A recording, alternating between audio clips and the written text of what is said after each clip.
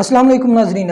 अपनी नौइयत का मुनफरिद तरीन केस तोशा खाना केस में तो इमरान खान साहब की सज़ा मुअत्तल हुई थी और उम्मीद थी कि खान साहब बाहर आ जाएंगे, लेकिन किसी और केस में उनको गिरफ्तारी होनी थी। ये बात इमरान खान साहब के वकील ने एक मीडिया टॉक के दौरान बताई थी कि खान साहब की रिहाई इतनी आसान नहीं है।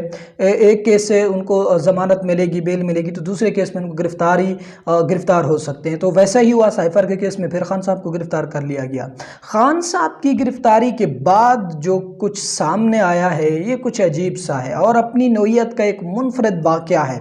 आज से पहले तक तो यूँ होता रहा कि जो कैदी, जो मुजरिम गिरफ्तार होता था उसे अदालत में जज साहब के सामने पेश किया जाता था और केस सुना जाता था जज साहब की तरफ से, और फिर उस पर फैसला महफूज किया जाता, सुना दिया जाता, कैदी को सज़ा दी जाती या छोड़ दिया जाता, जो कुछ भी होता वहाँ अदालत में होता।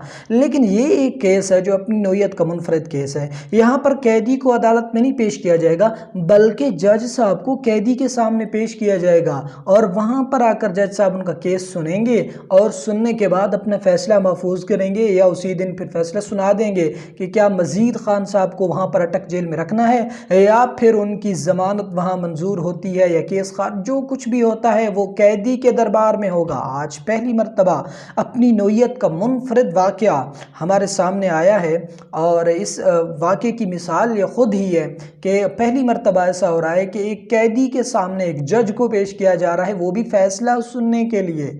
ये पाकिस्तान है, यहाँ पर कुछ भी हो सकता है, कुछ भी मुमकिन हो सकता है। जहाँ मस्जिदों पर टीवी टैक्स लगाए जा सकते हैं वहाँ ये नहीं हो सकता, जहाँ मदारस पर टेलीविज़न के टैक्स लगा दिए जाते हैं वहाँ ये नहीं हो सकता। ये मुमकिन था और ऐसा होगा, और इसके बाद आने वाले इस तरह के चौंका देने वाले वाक़े भी हमारे सामने आएंगे इस तरह के मज़ीद केसेस में। खैर बहरहाल देखते हैं कि खान साहब की इस केस में क्या मज़ीद उनकी किसी और केस में गिरफ़्तारी होती है, क्या उनको रिहाई मिलती है, या फिर इसी केस में ही खान साहब मज़ीद उनको रिमांड दिया जाता है।